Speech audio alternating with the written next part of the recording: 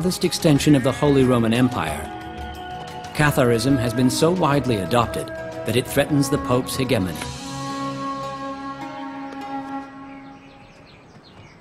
We have to understand the political theory of the day. Heresy could become equated with treason to the state very easily because rulers took an oath to protect the church. And so any assault on the church could be deemed as an assault on the stability of government.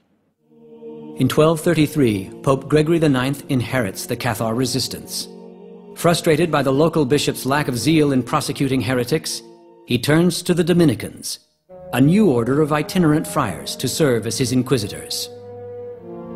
April 20th, 1233, Pope Gregory IX issues a bull that confirms on the Dominicans the specific task of eradicating heresy.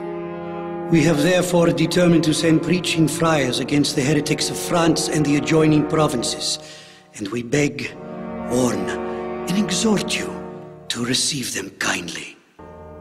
The Inquisition is born. Over the next 75 years, it will attempt to completely eradicate the Cathar heresy. But the Cathars are not dead. They have gone underground. By 1308, the Inquisition irrevocably transforms the society of Occitania, changing the Cathars from spiritual reformers to a secret movement, and finally to a network of hunted fugitives.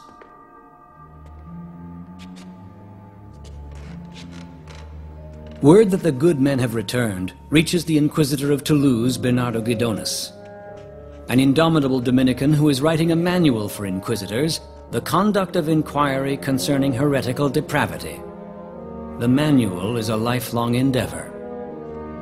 Bernardo Guidonis will become the scourge of Montaillou. Everything changed for the people of Montaillou in 1308. Until that time, they'd been living in relative obscurity. They'd been allowed to follow their hearts, really, though quietly, when it came to the heresy.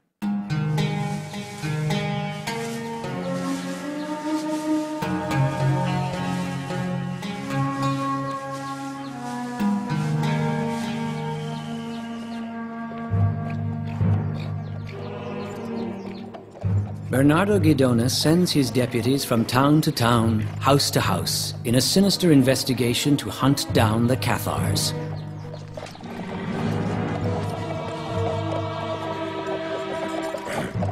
Not from the region, the inquisitors are men with no allegiance to friend or family.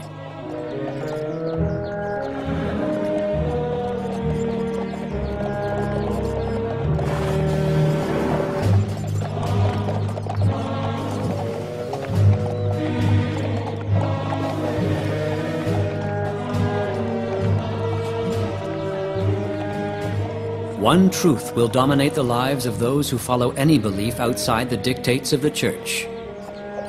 They will face the Inquisition.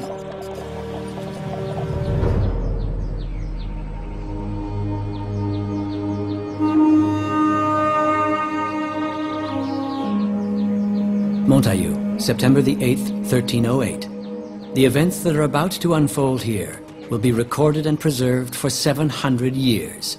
In the secret files of the Inquisition.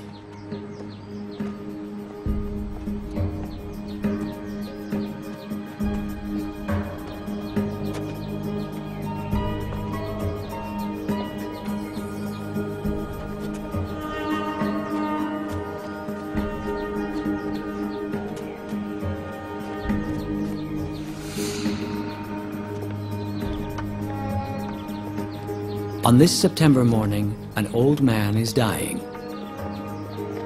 The Autier brothers have been summoned to save his immortal soul, to console him.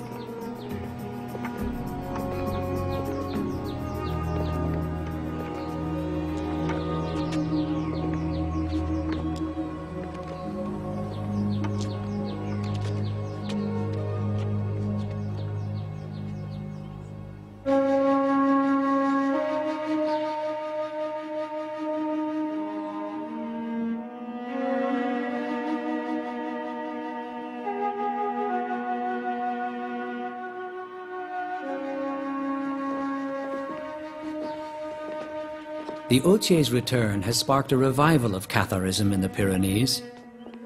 The good men are welcomed and sustained by the villagers, but always in secret.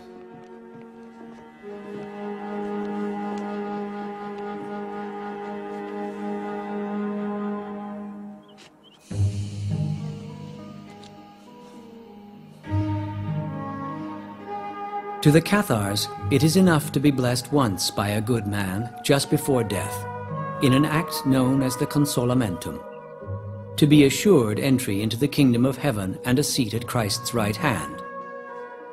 This forms the rite of passage from the world of matter and corruption toward the heaven of light and spirit. One brief ceremony to replace a lifetime of confession, communion, tithing, pilgrimage, and prayer. When recovery seems impossible, Cathars vow to hasten their salvation by starving themselves to death, a holy and agonizing hunger strike called the Endura.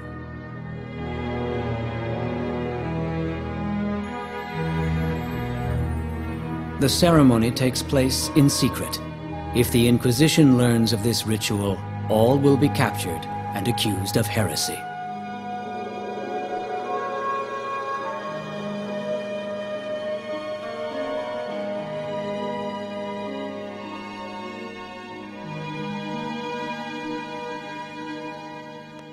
The brothers Authier, they are the ones who are responsible for the final resurgence, the final rise and ultimately fall of the Cathar heresy in this region. They're the ones who brought the heresy to Montaillou and could have been the ones to have converted the whole countryside if they'd had a chance.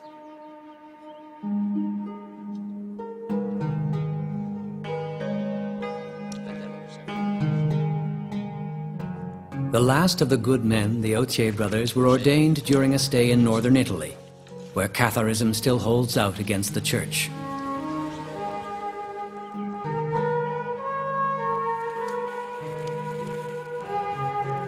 From the transcripts of the Inquisition, we know that Pierre and Guillaume Authier had been clerks. They knew the law, they had wives and children, they were rich. One day Pierre said to his brother, "We have lost our souls." And they concluded, "Let us go in search of our soul's salvation." So they got rid of all their possessions and went to Lombardy, where they became good men.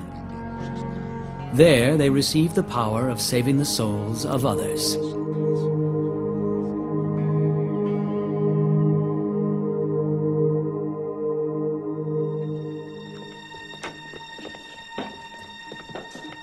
If the generosity of these villagers is discovered, the Inquisition will burn their home to the ground. The good men are fugitives, the Inquisition their pursuer.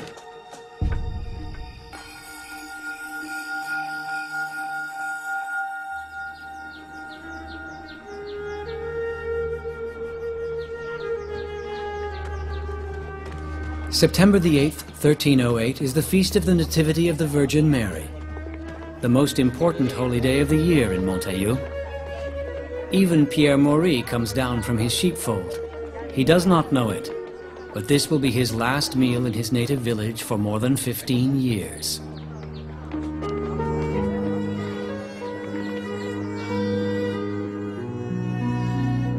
But this year's feast becomes a cataclysm of fear.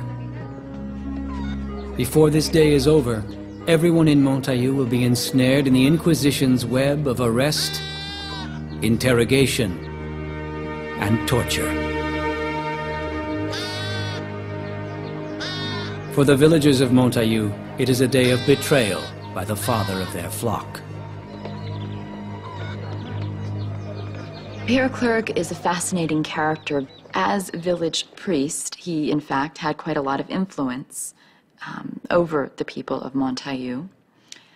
Early on, his heart gave way to this heresy, though he continued to preach the Orthodox faith and to defend the heretics.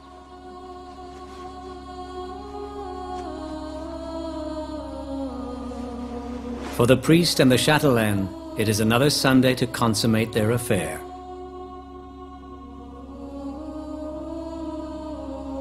From the transcript of Beatrice de Planisol. I asked him, "What shall I do if I become pregnant from you? I will be dishonored and lost."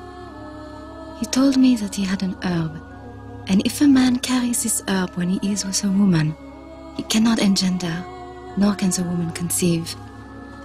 After this, when he wished to possess me, he carried something rolled up in a sack, and this thing which he said was an herb hung down between my breasts. It was thus that he united with me, and no other way. Clerk proclaims that God knows and sees all sins before they are committed, making confession to a mere priest superfluous and making carnal desire a sacred gift.